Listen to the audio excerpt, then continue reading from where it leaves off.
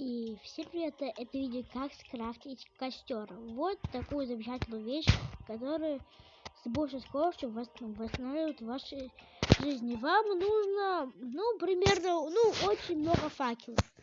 Допустим, 80, 25. В общем, неважно. Подходим к верстаку, и у нас тут костер. Вот. Еще нужно 10 досок и 5 факелов. Все. Нажимаем, и мы скрафтили вот такую замечательную вещь, которая очень вам пригодится, допустим, в сражении с боссом каким-либо.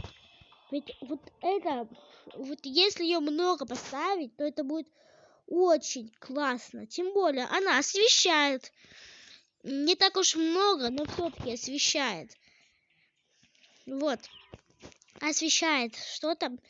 И вот тут надпись «Уютный огонь». Восстановление жизни немного ускоряется.